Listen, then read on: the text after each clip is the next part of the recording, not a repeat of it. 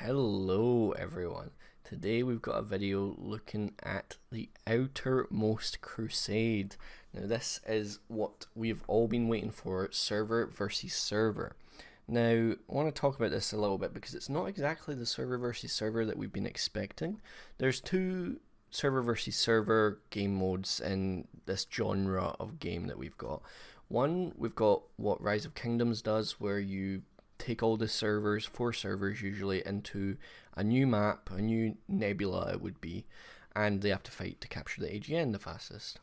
For War and Order, which is another Camilla game, you have a thing called Void Wars, and that's basically where void tears open up between realms, and you're able to teleport to other servers and wreak chaos on other servers essentially. For Infinite Galaxy, they're going a bit of a different route. Now, I have got some information from the developers, and then I have asked some clarifying questions, so I'll go over the initial information I've got. So the initial information they've got for me is that the name of the event is the Outermost Crusade, and that is for 2 or 4 nebulas can enter the same map to start the game at a specific time. The game is divided into 3 rounds. Players choose a suitable time to enter the battlefield. Opportunities are limited and have not yet been determined. So they're basically saying that they haven't decided exactly how that will go yet. Number 2 is you get points by occupying structures and by killing enemies. So what it sounds like to me is it's a mixture of kill event, which is essentially what Void Wars does. Void Wars in War and Order opens up when the kill event is on, and occupying structures, so that's obviously defend galaxy, that's the AGN battle, so it sounds like a mixture of those two things. Fourth is servers that meet the opening conditions will be launched approximately every 4 weeks, so that's big. That means this will happen every 4 weeks, and it gives us some insight of it's definitely not the situation of Rise of Kingdoms where you spend 45 days in a brand new nebula fighting for the AGN. It will be well, they answer the question later on. It's a 48-hour event. Day 1 is preparation, day 2 is the actual battle, which I'll get to in a moment. So we'll go through the questions that I've asked them and the answers they've gave me. So first question I asked is, will there be any kind of grouping based on power when you're introduced to the summit, i.e. can a 60 million player fight a 5 million player? And the map, how is it shaped up? They said the match is matched according to power. Only servers with close power can be competitors. There will be a new map for the event. So this is a brand new map, so it won't be Galaxy Summit, it won't be a new nebula, it will be something brand new, so I'm very excited for that. So yeah, they've said that servers with approximately the same power will be matched to each other.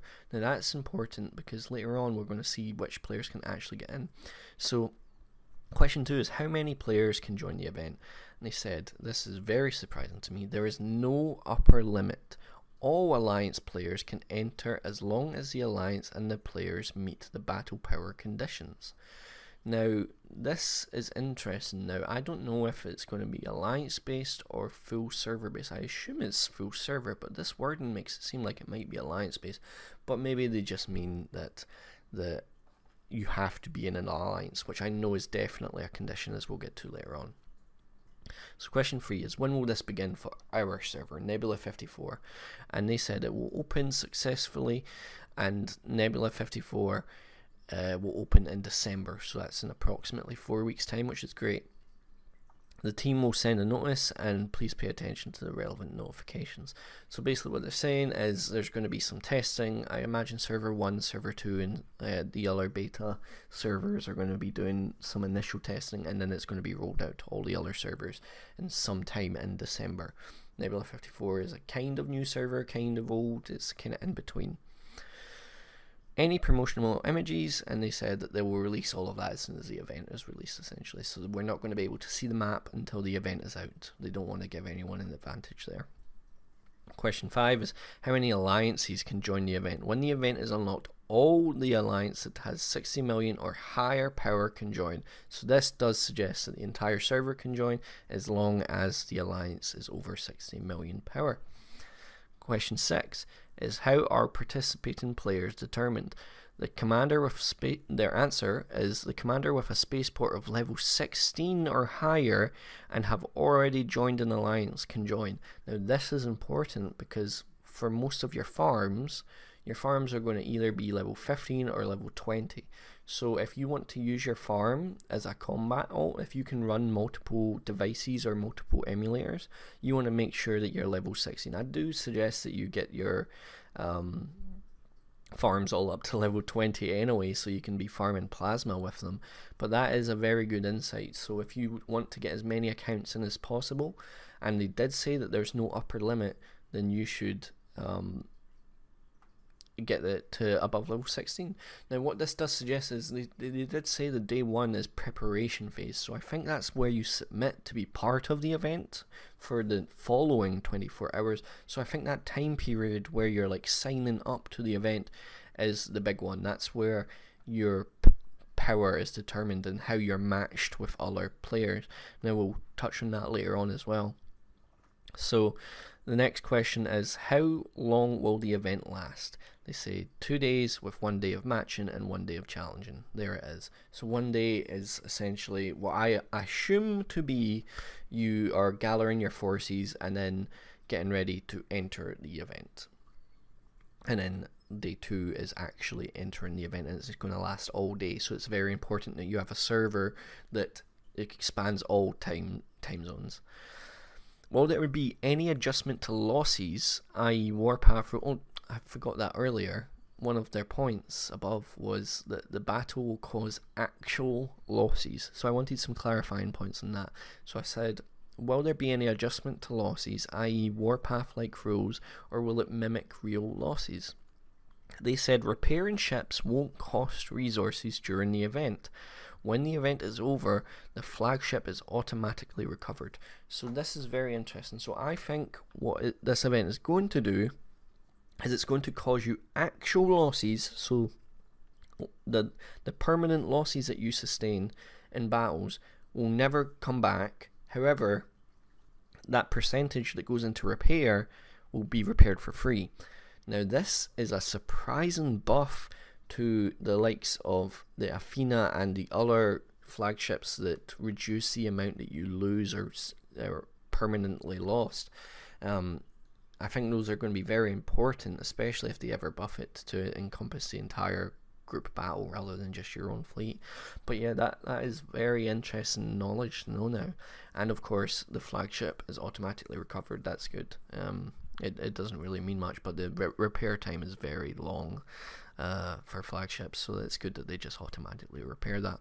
Question 9 is, how are your opponents determined? Can you decide, or is it random?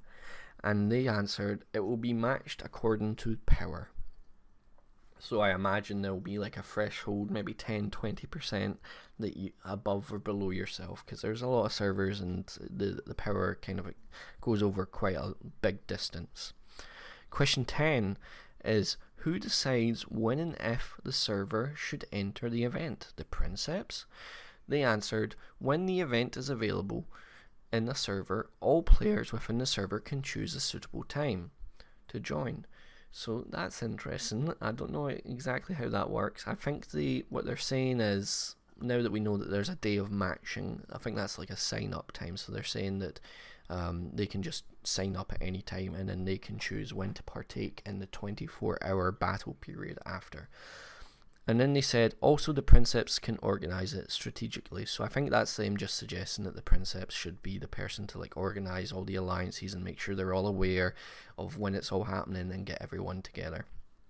Question 11 is any information on rewards, and the answer is, of course, what we already know is memory cubes are the rewards to increase medal stats. So memory cubes, if you go into your showroom, it gives you permanent buffs, which are just insanely good, so you definitely want to be getting these memory cubes, as whoever wins these events will be getting more and more memory cubes, and their server gets more and more powerful. So this event should be a #1 priority for all servers, including Galaxy Summit. Question 12 is, what is the objective of the event? Will it be similar to Defend Galaxy? So this is me trying to figure out exactly what it will be, and they said they've dropped some names here. To occupy quantum steeples and void barrier for high score. So that sounds like the name of the structures that we're going to have to capture. So that is very interesting. I imagine it's a points over time thing, since this is a 24-hour battle period that we're talking about. So that is very exciting to me. That I'm very, very excited to see where this goes. This is awesome news, and I've been excited for server versus server for months. Our entire server has been preparing for server versus server for months. So yeah, we're all very excited. I'm very surprised that it's not the Rise of Kingdoms route, but I did suspect it'd be something different, since War and Order does do a very different server versus server event. So this is still great news, and I'm very excited, and I cannot wait to share the map with you when it is eventually released. And I'm sure we'll have some more knowledge from server 1 and 2, which are the beta servers, on what exactly is going on, and get some gameplay out there as well. Anyway, that's all for this video. If you've got any questions that you want me to ask the developers as well, just leave it in the comments below. I'll ask them. And yeah, hope you all are having a wonderful day. I hope you're all looking forward to server versus server. Please drop this video a like. It really means a lot. And yeah, thank you so much for watching.